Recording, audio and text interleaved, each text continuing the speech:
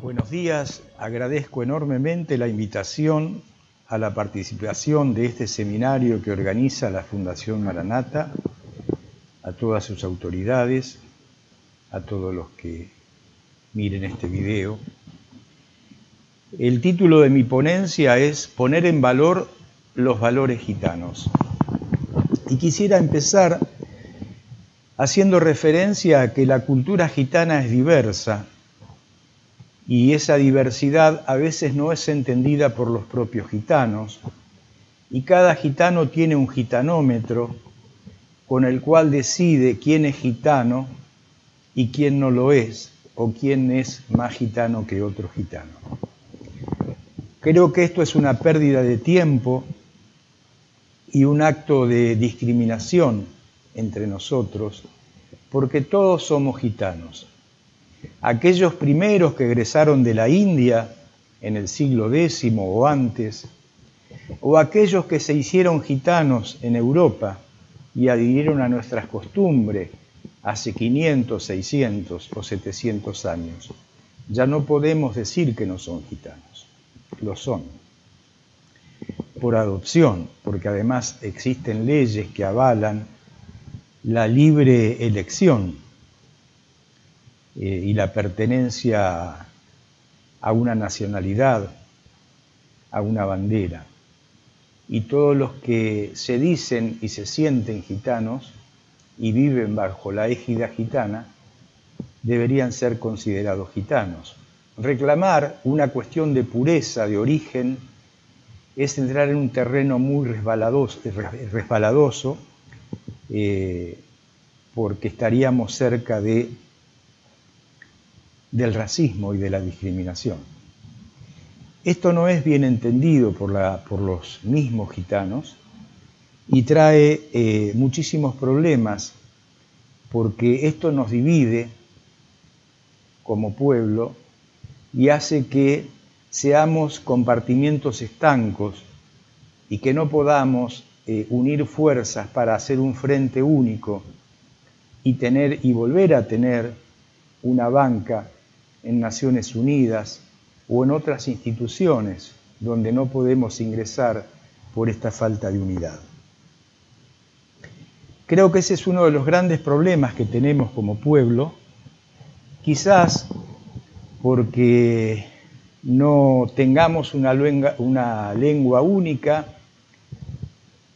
quizás porque estamos dispersos por el mundo, quizás porque la diáspora nos ha formateado de distinta manera.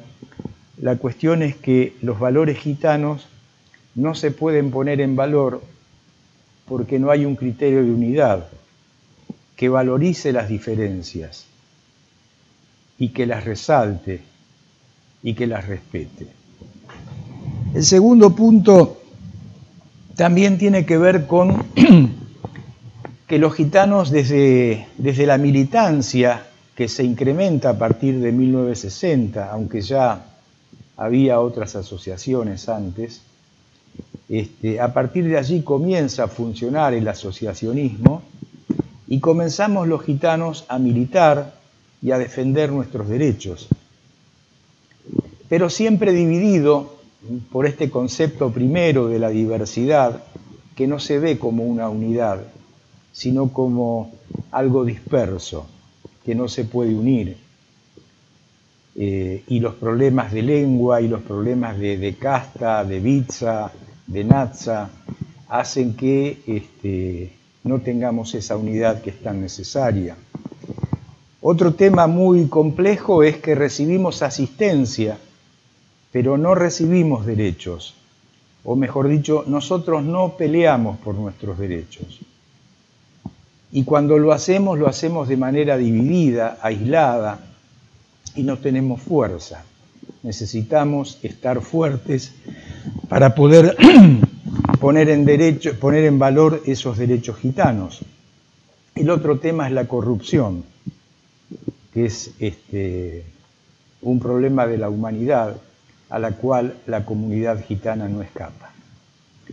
Y estoy saturado de escuchar cuánto roba una asociación y cuánto roba otra, y todas las cosas que se dejan sin hacer, porque no salimos de esa grieta y porque no podemos superar el paso inicial, que es abrir una asociación internacional, que no solo europea, internacional, mundial, donde todos los gitanos y todos los países donde habitan gitanos puedan ser parte y tener un parlamento mundial donde estén representados todos los países y poder tener, por ejemplo, un segmento en CNN donde se muestre lo que hacemos, donde podamos abrir instituciones para hablar de nuestra cultura, de nuestra literatura, de nuestro cine, de nuestra música, para que la gente conozca, y no que que el artista pueda surgir solo por sus méritos propios y por su propio esfuerzo. Eso es muy costoso, es muy costoso. Si yo le digo a cualquier ciudadano que me nombre 5 presidentes de su propio país, seguramente va a tener inconvenientes en llegar a esa cifra. Pero si yo le digo que nombre 5 pintores o 5 escritores, seguramente se va a acordar. Porque trasciende más en el mundo los nombres de los artistas que los nombres de los políticos. Generalmente es así. Y nosotros no cuidamos nuestro arte. Y nuestro arte es diverso y es muy bueno. De todos ellos puedo hablar de la música, que es la más beneficiada en este caso, porque uno puede estar escuchando una canción o tararearla sin saber que el autor o la autora es gitana.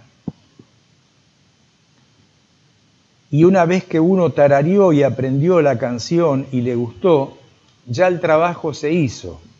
Entonces la discriminación o el racismo han sido derrotados parcialmente.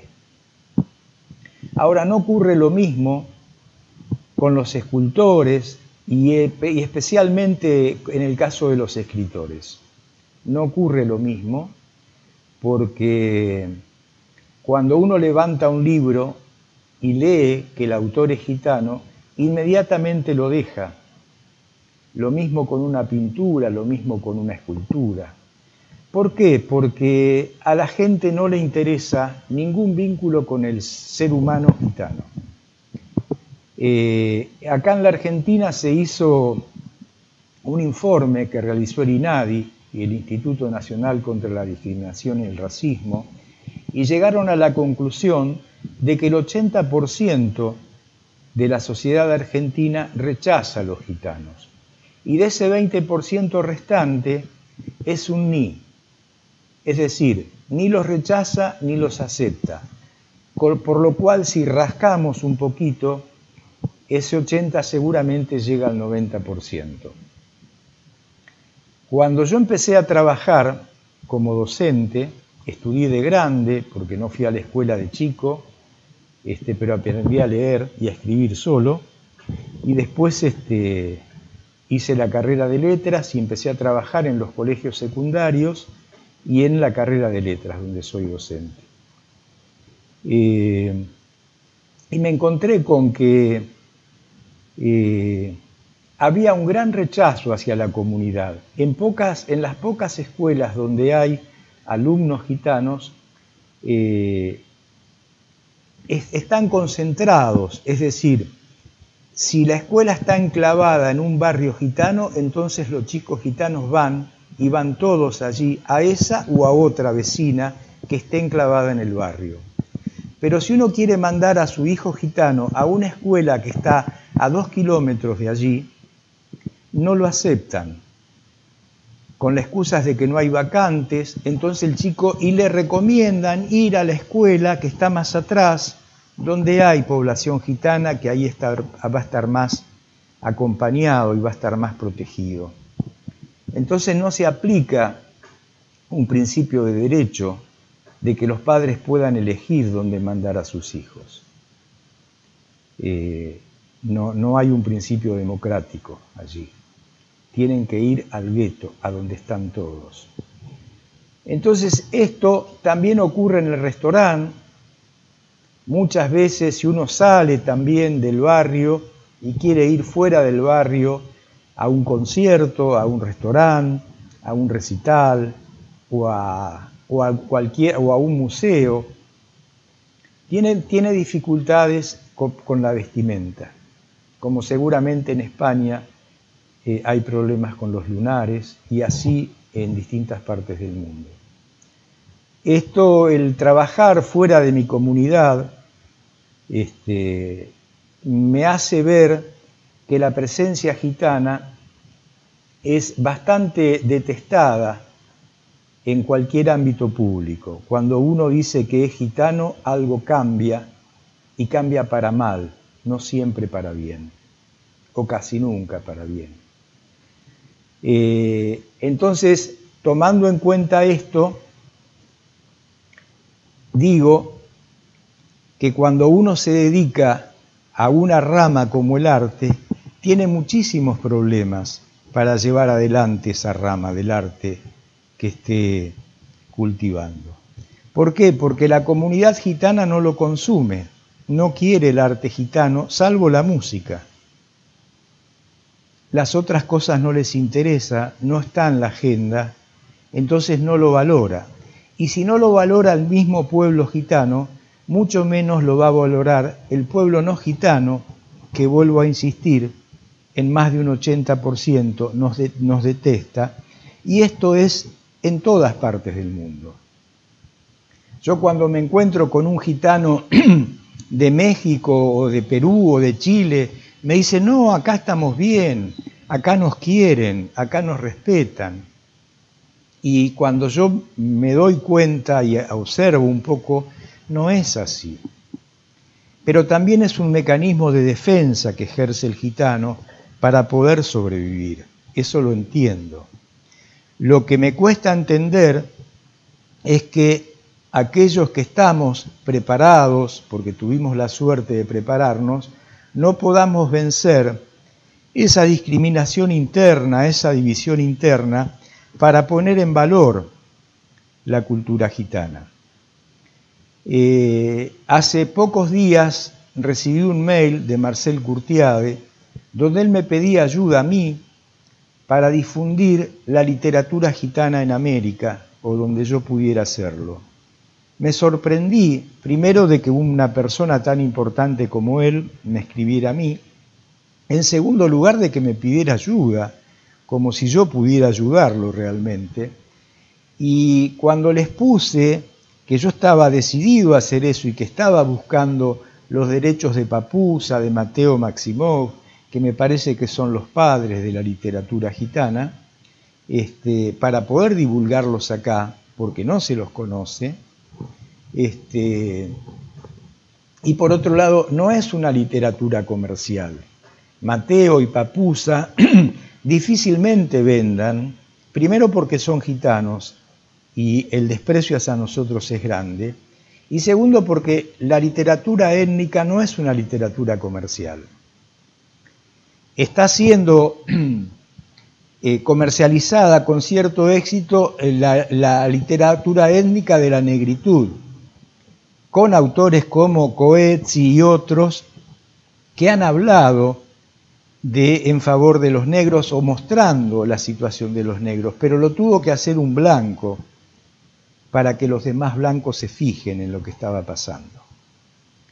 Por supuesto que está Toni Morrison y hay un montón de escritoras afroamericanas o afrodescendientes que han llegado inclusive al premio Nobel, pero ahí hay una fuerte representatividad, hay un continente y hay negros en todas partes del mundo que se han formado y han estudiado y han puesto en valor su cultura y su literatura. Nosotros tenemos que seguir algunos pasos, mirar a otros pueblos e intentar hacer algo. Cada vez que yo he hablado con presidentes o directores de asociaciones, siempre escucho lo mismo, que la idea es buena, que hay que hacerlo, pero que ellos no pueden. Por distintos motivos no pueden. Y me parece que es una mentira, porque sí se puede abrir una institución internacional como Amnesty o como la IRU, y sí se puede buscar dinero, por ejemplo, para hacer un concurso de narrativa que se llame Mateo Maximov, internacional,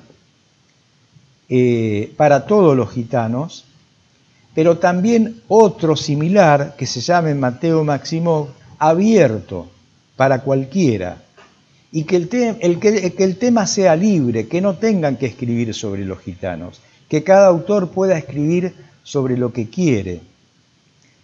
Y si ese premio lo gana, por decir un nombre, como hablé de Coetzee recién, supongamos que lo gane él y escribe una novela, cualquiera sea, y el título sea Premio de Novela Mateo Maximov, él va a difundir nuestra cultura gitana. Yo sé que a mucha gente le puede sonar raro esto, pero es lo que tenemos que hacer, que otra gente hable de nuestros valores, no solo nosotros. Y no importa si no nos conocen, no importa que no sean estudiosos. Lo importante es que alguien empiece a hablar positivamente de los gitanos. Se podría hacer también un concurso de poesía internacional que se llame Papusa, y darle un premio al gitano o gitana que gane ese premio, pero también a un no gitano que participe en el otro concurso, que sea abierto, no solo para la comunidad gitana. Y yo voy a decir un disparate, pero se lo puede dotar hasta de 100.000 euros cada uno de esos premios, porque el dinero se puede conseguir. No es una locura pedir ese dinero en los lugares donde corresponde, como fundaciones Soros o Naciones Unidas. Hay que presentar bien los proyectos y ese dinero se puede conseguir. Inclusive se puede conseguir el auspicio. Pero yo no tengo el poder ni las relaciones como para llevar adelante ese proyecto.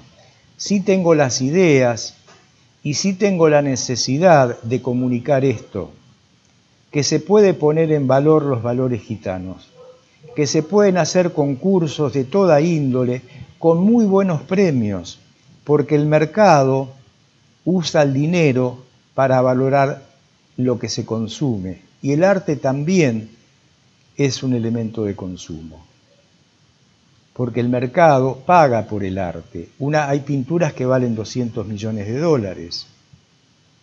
Es impensable para cualquier gitano pensar que puede ganar un premio remunerado en cualquier rama del arte, porque me consta que cuando en la plica uno pone que es gitano, eso juega en contra, por lo tanto no hay que ponerlo. Pero también nos denuncia la temática, aunque no pongamos la pertenencia. Entonces, para poder luchar contra el racismo, una de las puertas más importantes es el arte, así como lo es la música, que quizás de las ramas del arte sea la que más penetra, pese a las discriminaciones y las prohibiciones. Pero detrás de la música tenemos que tratar de imponer en el mercado del arte nuestro arte gitano. Y invito a que me busquen, Boria Stefanowski Editores, los escritores o escritoras gitanas que quieran publicar en Argentina con posibilidades de publicar en de distribuir en América, y ya veremos cómo solucionamos los temas que esto acarree. Yo creo que esa es una tarea enorme, pero digna, que tenemos que llevar adelante y que es posible llevar adelante. Nosotros tenemos que protagonizar, no vivir de la dádiva, no vivir de la ayuda social, sino recuperar los derechos que hemos perdido y empezar a ser gitanos con derechos y tener una igualdad de oportunidades, pero esa igualdad de oportunidades la tenemos que defender y crear. No podemos esperar que esos derechos nos lo deleguen, porque eso no va a ocurrir. Los derechos se consiguen a fuerza de trabajo y de esfuerzo. Y me parece que la deficiencia que veo es que el gitano siempre estira la mano para recibir, inclusive los derechos. Pero esa mano abierta muestra 5 dedos. Si nos juntamos, formamos un puño y vamos a ser mucho más penetrantes a la hora de pedir derechos. No ayuda, no subsidios, derechos. Derechos para ser igual a cualquier otro ser humano, porque muchas veces se nos considera extraños a la raza humana, como si no fuésemos personas humanas. En los hechos ocurre eso. Aunque la palabra escrita o algunos textos digan lo contrario, en los hechos nos tratan como si no fuésemos personas humanas. Entonces, lo importante es empezar a mostrar nuestros valores, los valores de nuestro pueblo, nuestras tradiciones, nuestras lenguas, nuestro arte. Muchísimas gracias por todo y espero que estas palabras alienten a aquellos gitanos que tengan la misma ilusión y que podamos encontrarnos en el lungo dron. Opre Roma.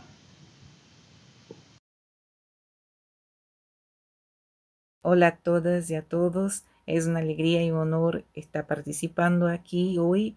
Agradezco la invitación a Jorge y a mí y a la Federación Maranata, los organizadores y a todos los presentes. Soy Woli Stefanovsky, soy mujer gitana, activista por los derechos humanos. Estoy en la dirección del Observatorio de Mujeres Gitanas. Soy doctora y magíster en literatura por la Universidad de Brasilia. También graduada en artes. Y bueno, también escribo poesías. Y bueno, somos tantas cosas nosotras, ¿no? Las gitanas. Y mi tesis doctoral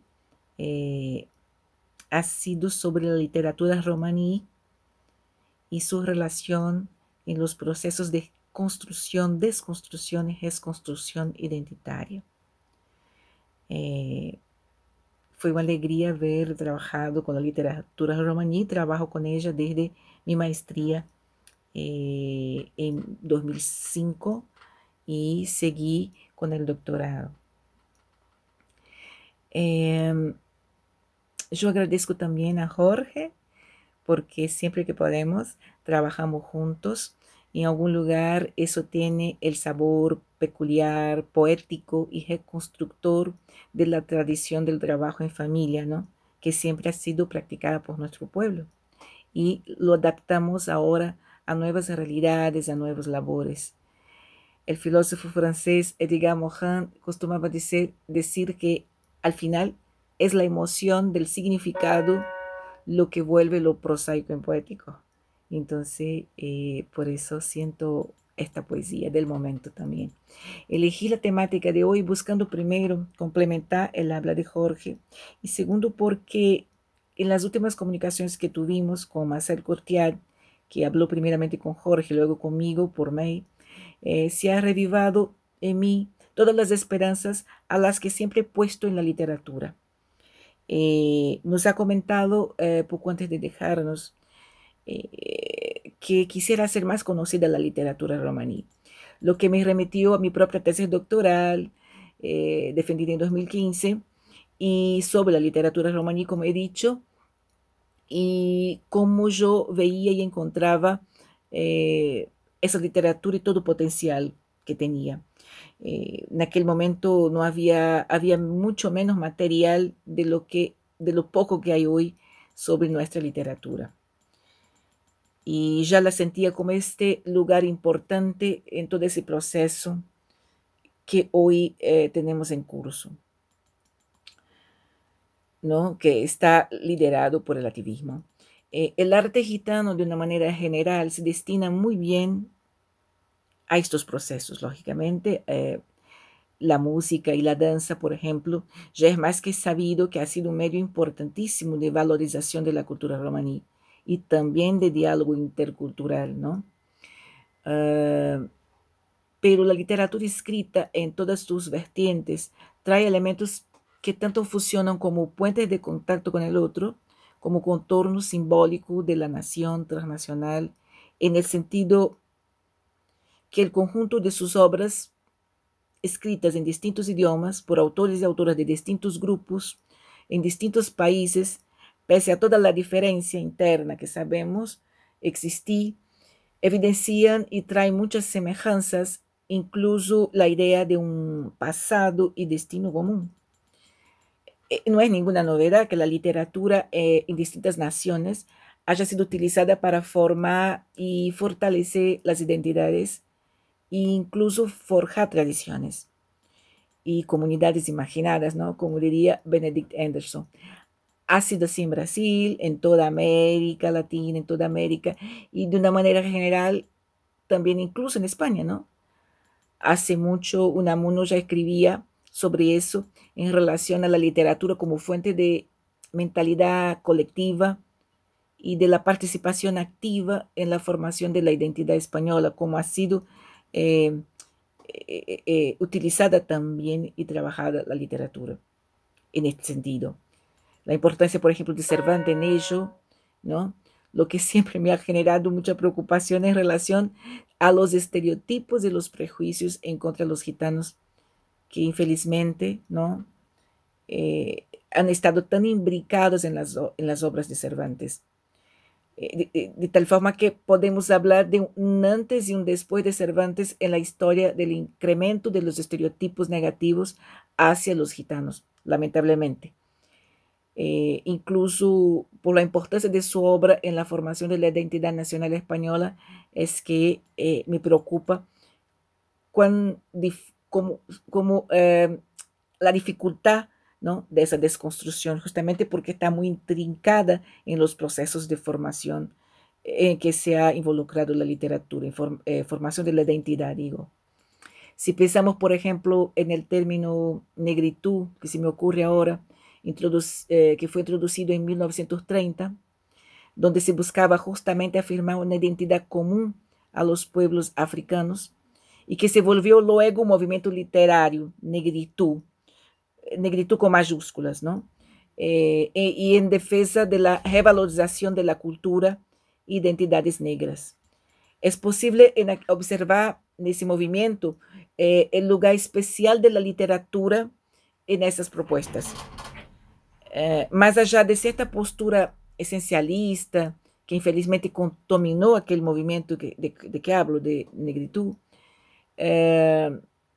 que por eso mismo vino a decaer luego de un tiempo, en los 60, el concepto de negritud siguió promocionando la valorización identitaria de aquel pueblo, incluso con repercusiones en las obras de los otros escritores negros que vinieron después, y que escritores que deben a ese movimiento una importante herencia en relación al reconocimiento político y cultural. Utilizo como ejemplo, ¿no?, porque es más que evidente que la cultura siempre ha estado íntimamente relacionada con la idea de nación y por ende con la literatura, que ha representado a la larga imágenes e ideas que han ordenado la interpretación, la construcción de la manera de pensar, de sentir el mundo de cada pueblo. Y donde dicho sea de paso, infelizmente nosotros gitanos Sintis, Rons, no hemos sido bien representados en ninguna parte del mundo en estas literaturas, ¿no? Siempre fuimos objetos pintorescos, que en la mejor de las representaciones que nos hicieron hemos sido exotizados, lanzados a la esfera de lo sobrenatural, de lo mítico, contribuyendo a la deshumanización de todo un pueblo que ha sufrido las consecuencias de esas representaciones en su realidad, en su pura realidad. Pero al deshumanizarnos, no ha permitido la creación de lazos simbólicos entre las sociedades mayoritarias y nosotros. Así que lo que fuera hecho de nosotros nos resultaría en una verdadera empatía con las sociedades mayoritarias que crearon ese imaginario social sobre los gitanos, donde la literatura ha influenciado y difundido. El poder de la literatura me ha dado, yo me he dado cuenta aún muy temprano en mi vida, cuando era muy niña, cuando he sido llevada a los 10 años a una institución católica en Brasil, después de haber sido sacada violentamente de mi familia circense y nómada, bajo una denuncia de que yo era una niña robada por los gitanos, que había sido hecha por vecinos que realmente creían en el estereotipo de que la gitana robaba chicos para hacer maleficios, decían, y explotarlos en el circo. En esa institución donde he estado por casi 2 años, hasta conseguir volver seno de mi familia gitana, aprendí rápidamente a leer, a escribir y me volví muy aficionada de la literatura. Literatura escrita que la conocí en días enteros que me pasaba encerrada en una inmensa biblioteca católica amplia y ahí me refugiaba del bullying que yo sufría de los otros chicos que estaban en el lugar, ¿no? Y ahí encontré bastante personajes gitanos que robaban niños, sobre todo en la literatura direccionada a chicos, entre otros tantos estereotipos, lo que me ha asombrado bastante. Creo que ahí empezaron mis investigaciones. Y ese fue mi primer contacto con los estereotipos literarios, ¿no? Porque en la vida real ya los conocía. La misma literatura que nos ha apuntado con su pluma desde los estereotipos, debe y puede, desde nuestra pluma, de los escritores, escritoras, de la narrativa, del cuento, de la poesía, del ensayo, entre otros, para desconstruir esos mismos estereotipos y fortalecer nuestra identidad. Y lo hace. Coincido con la idea de Marcel Gautier que hay que valorarla, apoyarla a los escritores ya consagrados, también a los nuevos talentos, hay que valorizarla. Incluso los trabajos académicos sobre ella, que es lo que la legitimiza. Y bueno, por ejemplo, yo tengo un gran orgullo de haber defendido mi tesis doctoral sobre la literatura romaní en un departamento de literatura, porque todos me querían orientar a defenderla en la antropología. Y yo me preguntaba, pero ¿deja de ser literatura por haber sido escrita por gitanos? Y bueno, fue un logro muy grande, pero fue una lucha también. Nuestra literatura, a la que todavía podemos llamar de emergente, pese a que desde la década de 20 se viene volviendo cada vez más prolífica, y tanto en autores como en obras, y sobre todo para el poco tiempo de existencia que tiene como escrita, ¿no? Y fíjense que si no fuera el intervalo de tiempo entre el inicio paulatino de la persecución nazista, antes de la Segunda Guerra ya, y algún tiempo después del hecho trágico, hubo una paralización de esas voces, un silenciamiento, y lógicamente, es muy explicado, pero digo, si no fuera eso, este espacio en blanco, tendríamos mucho más obras y escritores y escritoras, ¿no? Seguramente. Lógicamente no pretende en este corto tiempo hablar ampliamente de la literatura romaní en relación a su historia, a principales escritores, obras, sería muy grato, pero imposible. Tampoco pretendo analizar las características estéticas, aunque todo eso sea muy importante. Y la literatura romaní contemporánea, ella trae matices muy variados y ricos y no deja a desear para ninguna otra literatura. Está llena de lo que podemos llamar de literariedad, de alguna forma, no me gusta mucho el término, pero tiene toda esa riqueza. Lo que deseo es reiterar y llamar la atención para su importante rol en los procesos de construcción, reconstrucción y desconstrucción identitaria que hoy son necesarios y felizmente están en curso. En mis análisis durante las investigaciones doctorales, ha sido posible investigar, evidenciar, estrategias textuales varias que demuestran cómo los escritores van trabajando esa valoración de la identidad. No puedo demostrarlas aquí, pero considero que los textos desde 1970, sobre todo, hasta hoy, están muy,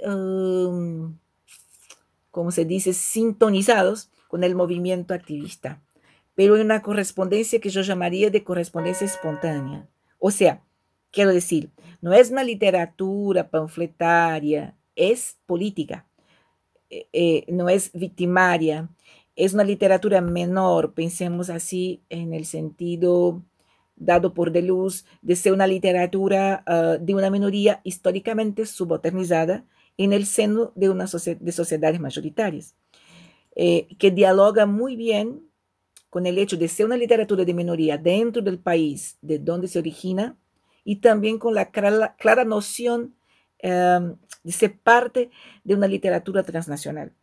Que esta doble condición de la literatura que es también la de los gitanos, ¿no? Pero aparte de poco difundida, incentivada, estudiada, esta literatura sufre ataques teóricos intensos, como por ejemplo el intento de algunos estudiosos no gitanos recientes sobre querer encuadrar como literatura romaní también la producción de autores de origen no gitano que representan la cultura gitana en sus obras, en sus textos literarios. Lo que siquiera necesita, me parece, explicaciones del por qué eso corresponde a un fenómeno, para mí, de apropiación indebida, con intención, consciente o no, de que seamos siempre objetos de las representaciones literarias. También pensemos, es un lugar común del pensamiento estereotipado, la idea de que los gitanos no tienen tradición literaria, que no es un arte típica de los gitanos, como sería la música o el baile. Pero la tradición literaria romani está afincada en las narrativas orales, en las poesías, en formas de canciones.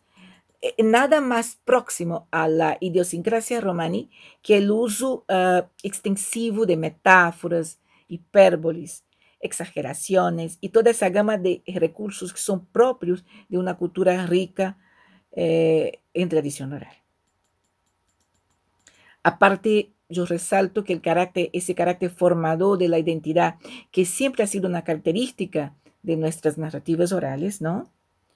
Él hace parte de las narrativas actuales, lo conservan, y es por eso mismo que se aplican también a esos procesos de desconstrucción. Digo desconstrucción porque sería construir, desconstruir, reconstruir la identidad. Cuando hablo de desconstruir, reconstruir, tiene que ver con desconstrucción de estereotipos, rescatar la memoria oral, la historia donde fuimos invisibilizados y tantos otros elementos. Por ser una literatura escrita en varios países con determinadas diferencias locales, pero con importante cultura compartida, es una literatura transnacional y que muchas veces es publicada de manera bilingüe, ¿no? Lo que no es tan común más por el costo de las publicaciones. Hay mucha literatura también hecha con autoediciones por escritores independientes, hay gente que no puede publicar, escribe en blogs y también tiene sus seguidores bastante fieles, pero en mis investigaciones, pese a que yo considero todo literatura, trabajé con las que fueron publicadas, ¿no? La literatura romaní emerge como una expresión escrita en la década de 20 en Rusia, a pesar del carácter oral de la cultura. El surgimiento ha sido una propuesta, o sea, ha sido después de una propuesta de asimilación por medio de las políticas que obligaban a la escolarización de los chicos y no valorización ni de la cultura ni de la lengua, que ha sido una práctica en distintos países. Pero los gitanos deberían ser asimilados, pero los pocos intelectuales que había en aquel momento convencieron al gobierno comunista que los gitanos necesitaban solamente de un apoyo y educación formal para ser una minoría participativa. Entonces pasan a ser considerados, sí, una minoría nacional, y esos intelectuales pasan a ser parte del emergente activismo, ¿no? Y entonces consiguen que la lengua gitana pase a ser utilizada como medio de instrucción, fue incentivada la compilación de las leyendas y la lengua de los romanos soviéticos pasa también a ser utilizada en libros y periódicos. Entonces, la estrategia política que fue impulsada pelo activismo emergente de manera muy sabia, porque se buscó mostrar dónde estaba el interés del gobierno y cómo sería contemplado si estuviese ayudando, entre comillas, a los gitanos, ¿no? Entonces, lo que parecía ser una subalternización en aquel momento ha sido, la verdad, una estrategia de supervivencia muy feliz. Jamás hubo un boom en la literatura como en aquel momento, ¿no? Y el gobierno auxilió con subsidios para que hubiese un crecimiento de la literatura. O sea, cuando hay incentivo, hay crecimiento de la escrita. Y la verdad fue un boom que hasta hoy tenemos consecuencias positivas sobre ese momento, que se repitió en Yugoslavia, Yugoslavia en 1960 más o menos, pero no llegó a ser como en ese momento en Rusia. Infelizmente yo no voy a tener tiempo para traer trechos de obra, pero quisiera cerrar por lo menos diciendo que la importancia de poder hablar es muy significativa para un grupo que ha sido históricamente subalternizado, ¿no? Mucho más significativa que la tolerancia, que es un término terrible, ¿no? Y los escritores y escritoras contemporáneos han sabido introducir reflexiones muy difíciles de ser tratadas en contextos conservadores. Aparte de dialogar con el otro, también dialogan con la propia comunidad, el grupo, el pueblo, ¿no? Son muchísimas obras donde al leerlo si puede en una relación horizontal, cuando no se es gitano, observar qué comunidad es esa, qué pueblo es ese, qué grupo es ese, y realmente tener también la dimensión subjetiva de este pueblo. Así que es muy difícil que eso ocurra en interacciones diarias y muchas veces llenas de discriminación. Y el diálogo dentro de la comunidad también es importante. Esos escritores suelen traer discusiones sobre la necesidad de igualdad de género adentro de la comunidad, del desarrollo de las mujeres gitanas, ¿no? Y entre todos aspectos como la necesidad de unión, y bueno, tantos otros que son realmente, es un mundo, no voy a poder seguir, infelizmente, explicando. Creo que ha sido bastante negligenciada la literatura romaní.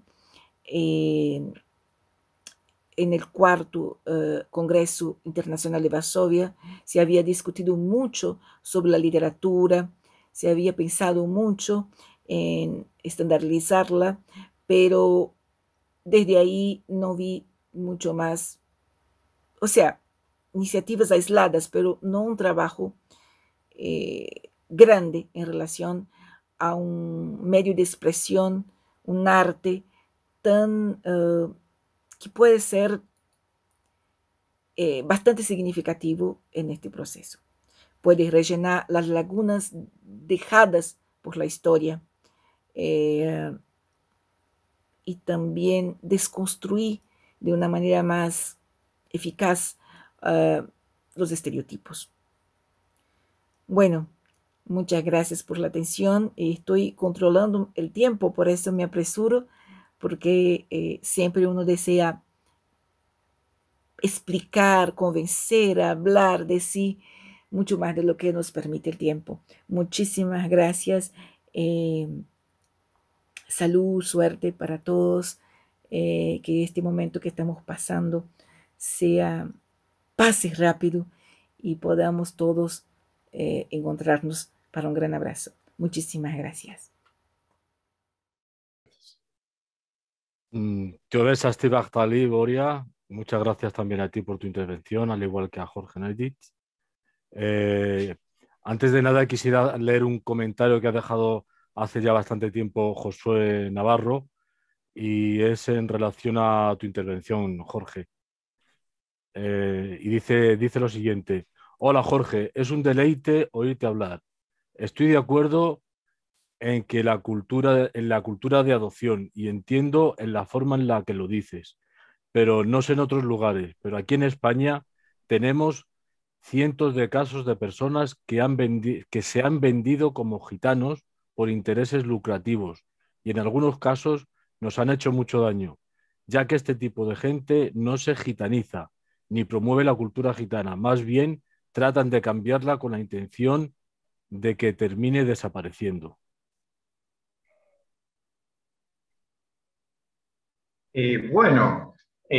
Respondo, estoy de acuerdo con lo que dice, porque siempre hay grupos que tratan de interferir de manera grupal justamente y también de manera individual. Ha pasado muchísimas veces que personas individualmente se acercan a nosotros con intenciones amistosas, pero 5 minutos después nos empiezan a dar órdenes y a querer cambiar nuestra esencia, diciéndonos lo que tenemos que hacer y lo que no tenemos que hacer. Ese es un riesgo que tenemos que correr. Pero yo no me refería a esas personas. Ahí la sociedad tiene que actuar poniendo filtros. Me refería a los grupos, porque los primeros grupos que salieron de India generaron en Europa muchas adhesiones y la transformación se fue dando. Aquel pueblo primero que salió de la India, si bien hay en muchos de nosotros todavía rasgos que se han demostrado científicamente que hay genes que provienen de esa región, todavía en un 30, en un 20% en algunos grupos, también hay una procedencia lingüística, hablamos una lengua prácrita que es hermana del sánscrito, por lo tanto hay una pertenencia, pero también hubo una renovación genética a partir del transcurso del pueblo gitano por el mundo. Y eso no lo podemos negar, digamos, y me parece que buscando la unidad, los grupos que se dicen gitanos, pero que han surgido en Europa, ni bien llegaron los gitanos en el siglo XIV, a comienzos del siglo XIV, bueno, y que se han formado con nosotros y que se han mezclado con nosotros, me parece que ya son gitanos, digo, después de tantos siglos, aunque no tengan el origen indio, eso es el punto de partida mío, no se puede pedir una cuestión de origen hoy. Bueno, son gitanos aquellos descendientes de los que salieron de la India. Y es medio difícil. ¿Cómo hacemos? Digo, que es el purismo no nos conduce a ningún lado. En algún momento tenemos que abrir la cabeza y decir, bueno, si habla romanés, si vive como gitano, si cumple con las tradiciones, si hace 5 o 6 siglos que vive bajo la égida gitana, ¿qué le vamos a decir ahora? ¿Que no es gitano? A eso me refiero. Después, en todas partes del mundo, inclusive en Brasil, solemos hablar con mi esposa permanentemente, hay personas que adoptan la vestimenta, hacen fiestas, hacen casamientos, hacen bautismos gitanos y los cobran. Y viven de eso. Y nos piden apoyo a nosotros. A mí me buscan permanentemente para que yo forme parte de los que adhieren a los postulados que ellos pregonan. Por supuesto que no adhiero a eso, pero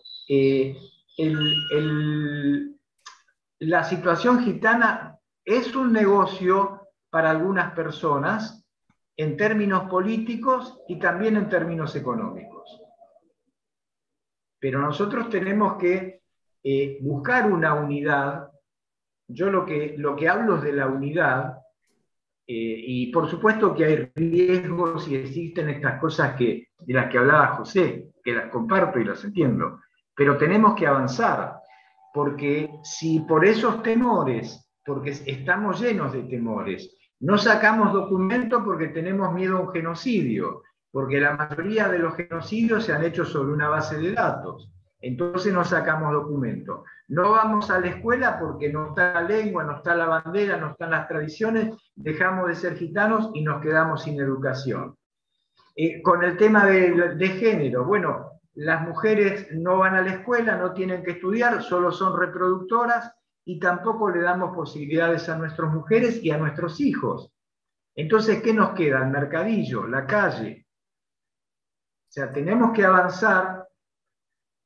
Como les decía ayer, que decía que España está haciendo un modelo, pero no un modelo sin problemas. No, está afrontando riesgos y está siendo muy castigada por la sociedad española, porque la sociedad española entiende que los subsidios y las asociaciones viven de esos subsidios y que son unos vagos y que son unos... Eso lo saben ustedes. Digo, pero es el riesgo de avanzar. Avanzar implica asumir riesgos y tenemos que asumir riesgos. Tenemos que poner en valor nuestra cultura, nuestra literatura, nuestras costumbres, nuestra lengua, nuestras tradiciones. Tienen que estar a la altura de cualquier otra. No tenemos por qué detenernos ante los temores. Me parece que esa es mi posición. Estar en un pie de igualdad el pueblo gitano con cualquier otro pueblo. No tenemos por qué ser menos. Sí, Jorge, hay más preguntas. Ahora te damos paso, José Luis, pero el mismo interviniente de antes, Josué Navarro, pregunta cómo conseguir tus libros. Bueno, ahora vamos a subirlos a Amazon. Están en una plataforma que se llama Baja Libros. Y la otra cuestión es que se contacten conmigo, pero ya intervendría allí el correo y se encarecería, pero le digo una cosa para alentarlo a José Luis, que por ejemplo, Argentina está pasando un momento muy difícil en lo económico y 1 euro equivale a 150 pesos argentinos. Así de que un libro mío le puede salir 5 o 6 euros, muy barato, porque el promedio de un libro en el mundo es entre 25 y 30 dólares, en Argentina se consiguen por 5, 6, 7 dólares. Sí, José Luis quería hacer una pregunta, adelante, por favor. Mientras hablabas de que es cierto que la tradición gitana no es de literatura, es de música, es de otras artes, también has mencionado la tradición oral, que evidentemente está relacionada con la literatura y se le puede relacionar perfectamente. Los grandes escritores, algunos de ellos lo han hecho. Y a mí se me ocurría qué riqueza por explotar tan grande existe ahí. Qué riqueza y qué bonito sería sacar ese cuadro inmenso literario en todo tipo de áreas y de ficción, incluso desde esa perspectiva, que podría salir algo de verdad inmenso y precioso. Pero claro, detrás tenemos el problema de la capacitación, de la formación, que sabemos cómo se encuentra y que imposibilita llegar a ese estadio que tú estás buscando, que has planteado en la conferencia tan bonito. Claro, pero ahí está todo por hacer. Sí, mira, yo como vengo estudiando esta literatura hace mucho y ahora, bueno, estoy con la oportunidad de estar dictando un posgrado en cultura gitana, que es el primero también ahí en América Latina, que es por la Universidad de la Patagonia Austral. Ya estamos terminando, ha sido un curso solo. Y mucha gente ahí, yo hablé de la literatura y no lo conocían, y no solo ahí. A dónde voy, que muestro que existe, esas personas buscan esta literatura y traen como de vuelta, no sabía, mira, qué interesante. Mira, por ejemplo, acá yo tengo este libro que es de Otto Rosenberg, Gitana Auschwitz, que habla muy bien de cómo ha sido el periodo antes de la persecución nazi. Después la gente entiende, valora todo lo que empieza a entender más, y hay tantas y tantas otras cosas. O sea, yo ahora, por ejemplo, desde el Observatorio de Mujeres Gitanas, estoy trabajando con algunas mujeres que están escribiendo poesías, que están escribiendo historias de vida, y vamos a publicar. Y, o sea, son cosas chiquitas, pero bueno, es que digo, pie detrás de pie. Y yo he visto bastantes personas que han cambiado la mirada en función de haber leído una obra de Jorge y lo buscan, y porque lo buscan quieren ver qué hacen con la educación, y él puede hablar con esas personas y ellas van haciendo cosas. Entonces yo creo mucho en ese potencial, que tiene mucho que ver realmente porque las narrativas orales de nuestros grupos han sido formadoras de nuestra identidad. Y eso puede ser utilizado ahora, como ha sido en Rusia, en aquel momento, que fue muy bueno, porque ahí empezó todo. Si no fuera esa idea de los activistas, hoy no hubiese prácticamente nada. Muy poco, muy poco. Y tenemos cosas valiosísimas. Ahí en España, por ejemplo, yo tengo un libro acá que me gusta mostrar las tapas del libro, que me gusta mucho porque aquí está, porque él habla justamente de Mi vieja sangre, ¿no? De Miguel Hernández Soto, Mepuriarat. Él pone mucha de la lengua, habla de cómo los gitanos estaban en la época de la guerra civil, qué hicieron, los que ahí también lucharon, cómo sufrieron. Son cosas que muchos españoles, yo tengo una lectora española de este libro, que era mi alumna, me dijo, mira cuánta cosa que yo no sabía. O sea, porque fuimos construidos también mucho por la literatura. Cuando empieza una charla sobre eso, la gente piensa en Carmen, piensa en la gitanilla, en las preciosas. Y bueno, ahora queríamos pensar en otros personajes, los que están en la obra de Mateo, de Jorge, de Miguel Hernández, de los descendientes, ahora como es aquí inglesa, ¿no? Louise Dory, que habla también.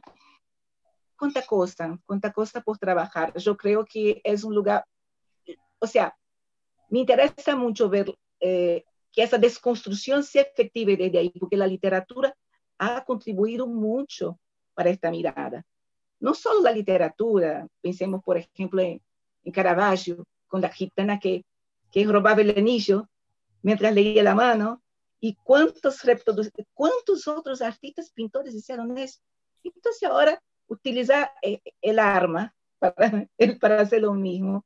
No sé, yo soy una aficionada con eso. Yo creo que se puede, que se puede. Se puede empezar al menos. Que se puede empezar. Yo decía que tenemos tantas dificultades nosotros que cuando la gente agarra un libro nuestro y ponemos que somos gitanos, por ejemplo, en la solapa de mi libro yo cuento que fui nómada hasta los 17 años, que no me escolaricé y que pisé un aula por primera vez a los 39 años, que en la carrera de letras la universidad sentó un precedente jurídico para que yo pudiera estudiar, porque fui el primero, existe la ley Medich en Argentina, fui el primero en ingresar a realizar una carrera universitaria sin primaria ni secundaria. Cuando yo cuento todo esto como un valor, la gente no lo ve como un valor. Lo ve como, en muchos casos, no siempre, en muchos casos, lo ve como a una persona que ingresó por la ventana al sistema académico sin haber cursado, sin haber hecho el esfuerzo que hicieron todos los otros. Lo que digo es que siempre encuentran un dato negativo. Entonces, para que no encuentren ese dato negativo, no hay que poner que uno es gitano. Lo mismo decía cuando vamos a pedir trabajo. Pongamos el nombre, no pongamos que somos ron, como contaba Pedro ayer, porque nos juega en contra. Cada uno debe valorar cuando viaja, cuando sale del país, si le conviene abrir la boca y decir que es ron, o le conviene cerrar la boca y pasar desapercibido, porque cuando uno dice que es gitano, la cosa cambia y el trato cambia, y cambia para mal. Entonces, esa es una realidad. Ahora, ¿cómo tenemos que hacer esto? Y poniendo en valor nuestra cultura. Y un dato de color, porque siempre le dicen Boira a mi mujer, y es Boria, y les cuento algo que a mí me parece maravilloso. Yo le puse a la editorial el nombre de ella, homenajeándola, pero también en Rusia hay un río que se llama Boria, y los gitanos, cuando llegaba la época estival, se iban a bañar ahí en la creencia de que el río les traía belleza y sabiduría. Entonces, eso me pareció bonito también, y por muchas razones la editorial se llama Boria Stefanov.